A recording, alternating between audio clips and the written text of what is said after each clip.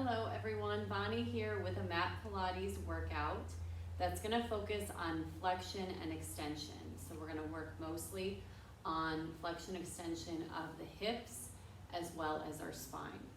We're going to get right into it, starting in an all fours position. Come up onto your hands and your knees. Line the wrists right underneath the shoulders, the knees right underneath the hips. Get in a nice comfortable position. And we're going to begin with our cat-cow or flexion. So we tuck the tail, feel the shoulder blades separate, allow the head to drop down between the arms into our cat. And then as we find extension, let the tail lift up, the eyes come up, the shoulder blades slide down the back. Then breathing out as we round up into flexion. And inhale as we find our extension. And just keep moving through here, rounding up. And extend. And just start to connect your breath to your movement. It's really important that we have that strong foundation, using our breath to help us as we move, especially when you're working with flexion and extension of the spine. Notice how taking that air out really can help deepen that rounding. And as you breathe in, feeling the filling up of the lungs can help open the front of our body. Let's just take one more here. And extend. Now coming into a neutral spine, you can sit on back into a child's pose, however far back is comfortable for your knees, and walk those hands forward into a stretch. Now lifting back up into all fours, we're going to move into a flexion extension of the hip. Take that right knee a little more central, extend the left leg. So we extend by activating the glute. And then we're going to draw the knee into our chest, flexing the spine. So pushing the floor away, rounding. And then on an inhale, leg goes out, and more than dropping into the back, think lengthening from the toe all the way to the head. Exhale to flex. And inhale, extend. And as long as you're connecting to your breath, you can move at whatever tempo works for you. Just breathing one direction in and one direction out. And let's take two more. And lengthen last time. And lengthen. Bring it on in and switch sides.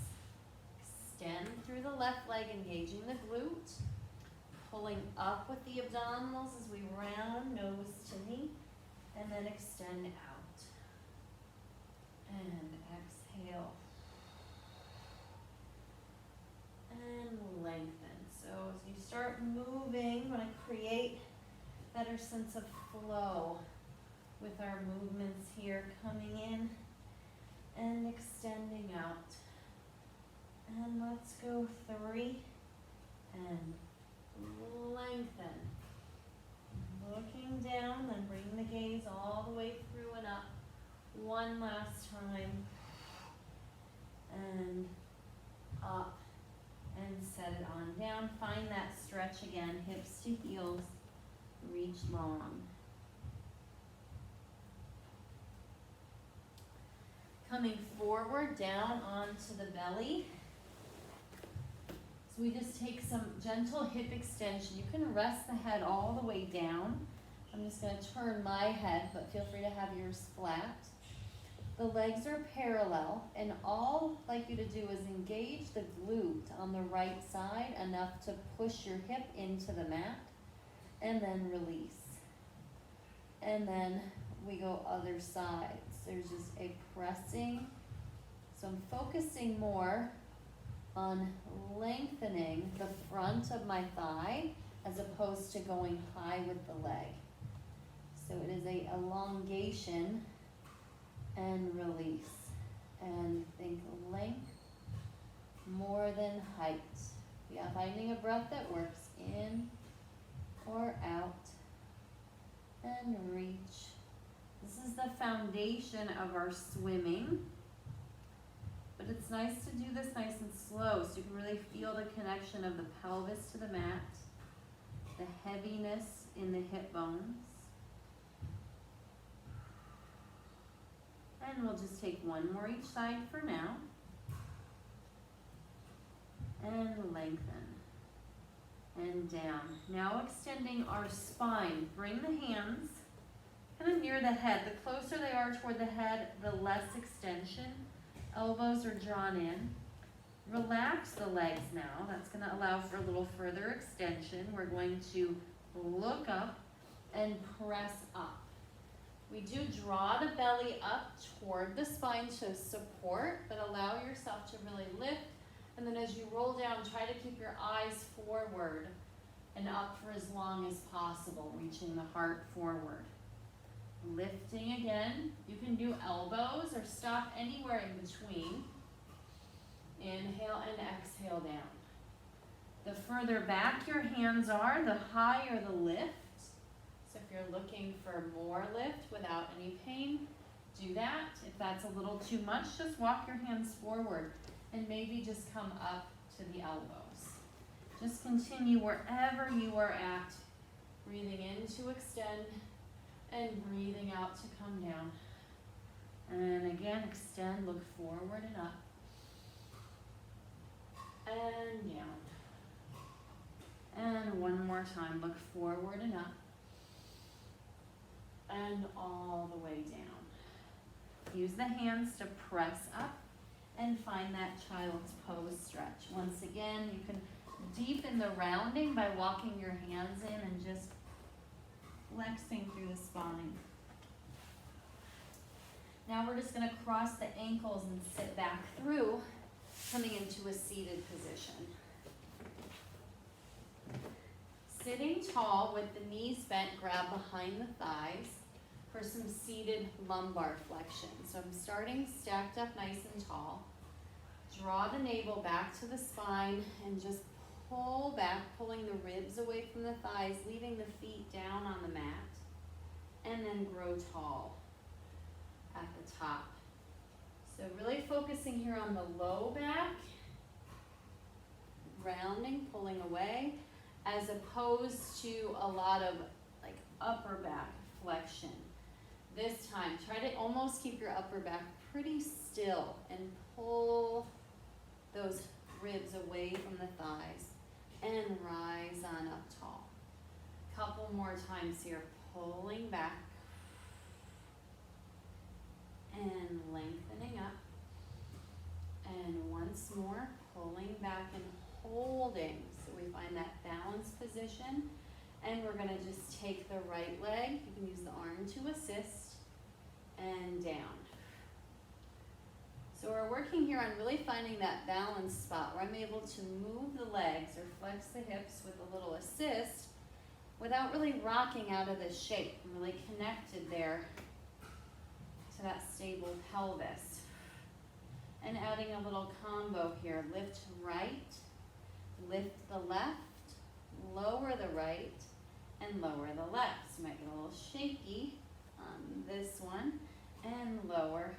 But it will really allow you to know if you're right in that balanced position.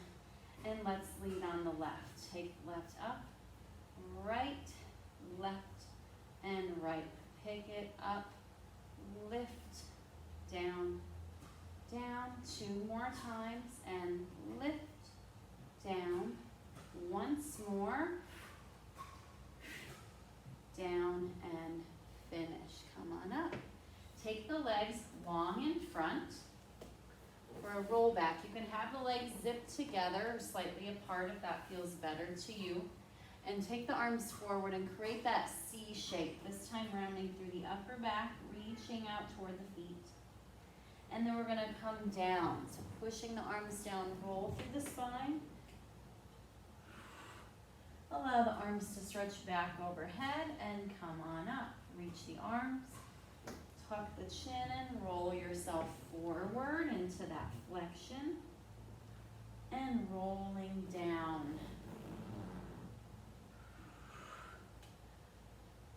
This is a very unique exercise when it comes to flexion because here we're flexing the spine and flexing at the hips. But on the way down, we are also flexing our spine, but we're extending the hips. So using the glutes aids in that hip extension, and that may help you. If that's an exercise you've really struggled with, we need to get the glutes out of the way, and the best way to do that is to activate them. Squeeze here as you roll yourself down and up. And you can also play with your foot position, maybe flexing the feet is going to give you different feedback versus pointing the feet. More so though, be aware. You might have not have known what your feet were doing. And that's really why we would cue foot position, so we create that full body awareness. Let's do one more. We're going to finish on our backs. Bring it all the way down. And bring the arms down by the sides. We're just going to find a little stretch here. Pick the right leg up, gently hold behind the knee. And just draw the knee in toward the chest and release a little bit. Just a little rocking sensation supported by the arms. And my other leg is long, but if yours needs to be bent to feel better, that's fine. And now pull it more at a diagonal. So I'm holding it in my right hand, just aiming the right knee toward the right shoulder. And then just give me one of each of these. Bring it more to the center and to the side with the support of the hand for now. And side one more time. And side. Set that long. And we go other leg. Hug it into the chest. Deepen that flexion. Reach the other leg long. And just kind of pulse it in and away. It's really important that we continue to work deep hip flexion beyond 90 degrees. Something we tend to lose with age just because we don't practice it enough, or the tightness in there. So go other way. You might find it a little easier, slightly turned out, or parallel. Good to work both. Try to use your exhale as you draw that knee in and then slowly let that leg go all the way down. This time, keeping the arms at our sides, bring that right leg up to tabletop position and give me the same exercise. Knee in, back to 90, knee in. Now, can you do this without really hiking and moving the whole pelvis? You want to keep that bottom leg still. And that's going to isolate those deep hip flexors here. Go 3 and 2. And if you're feeling just kind of an unusual sense of fatigue, turn out and do the same thing. That's normal. It's showing us that we need this, right? We need this strength in these hip flexors. Go 4 and 3 and 2 and 1. Send it long. Other leg comes up to tabletop and pull. Notice I'm just working above 90 degrees. It's a good check-in here. Can you keep that bottom leg nice and still and avoid that bottom heel like sliding as you pull? And 1. Let's take it more to the diagonal.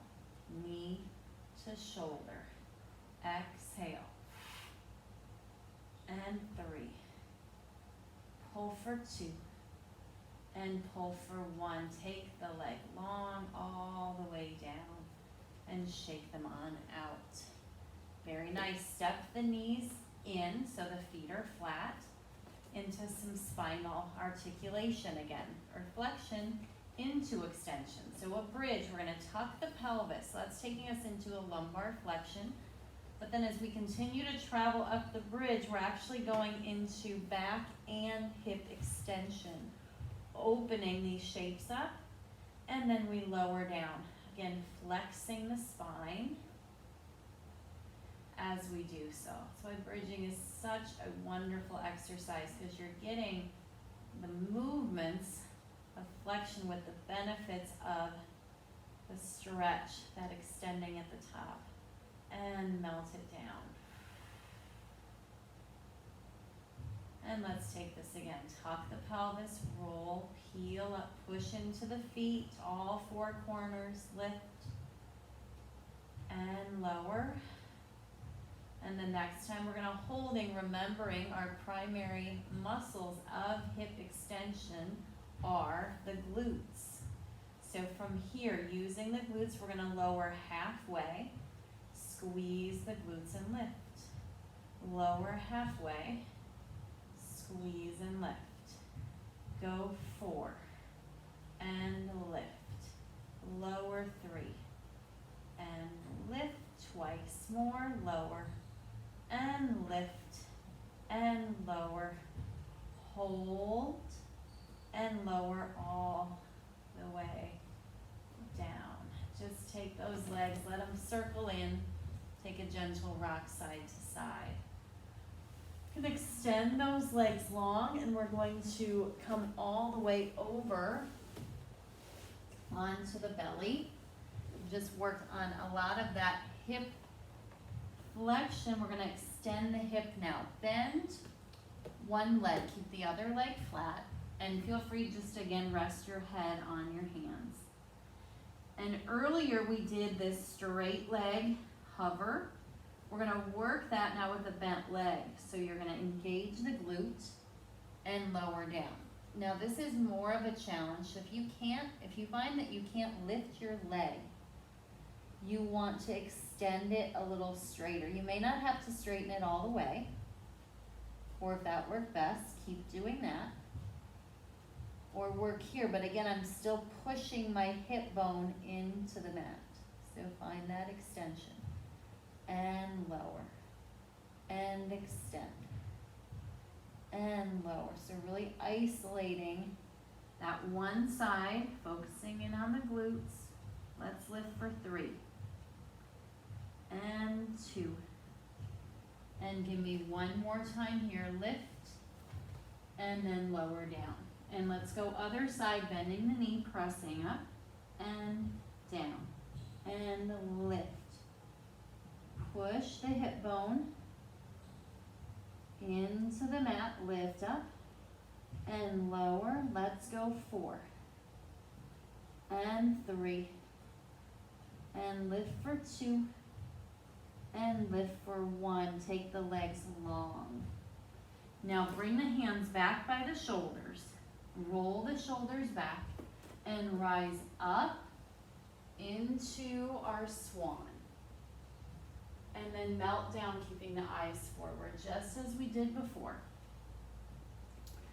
This time, I want you to start to activate your legs here. So as I roll down, my legs are so active, they're going to teeter and counterbalance forward. Rock up and down. And you can even unweight the hands and come into a mini swan dive, working all of the back extensors. Go 4. I stay up. 3 and 2 and 1 and rest. Come up, stretch back, hips toward heels, find that flexion into the upper back. We're going to lift up onto the knees and take a little thigh stretch, extending the front of our hips. So up to a tall kneeling position, we're going to reach forward to kind of counterbalance. The body stays in a straight line, and then we lift on up. And again, find a hinge and lift on up. Again, reach forward, little hinge, and lift up. Twice more, reach forward. And lift, so I'm using my glutes, opening the hips, hinge, and lift up. Now bring the arms forward and round the back. So flexing here, and then I'm gonna press back and extend. So kneeling, reach forward, scoop the belly in, flex, and open. You can exaggerate a little bit more if the knees are okay and sit back further, and then press and open. 2 more, flex,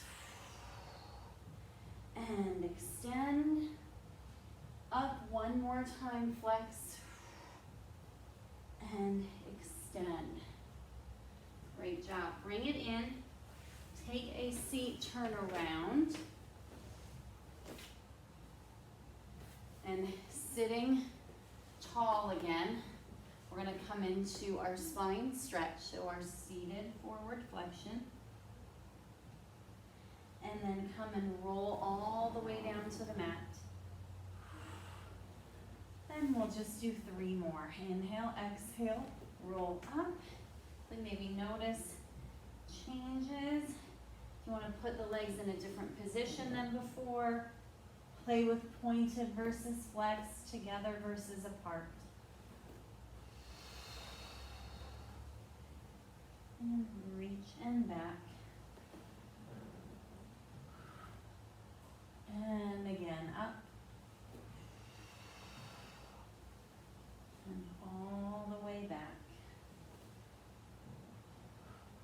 And do 1 more time, up. Come into our seated forward fold. So you're gonna have your hands by the ankles or just on the legs. Breathe into the back side of the body. Feeling those shoulder blades pull apart, the belly pull back, open up that low spine. And then bringing it up tall, taking the arms in front, palms up, and just reach, extend. And then arms sweep forward and flex. And sit up tall and extend. And flex. I'm taking that deep breath, breathing in and out. 1 more time, breathing in. Now from here, reach the arms up, sit tall, and then arms come all the way down. All right, hopefully you enjoyed. That's a great one just to get moving. Really important work to keep us really walking. There's your walking and running to the best of your ability. So thanks as always for joining me. I will see you next time.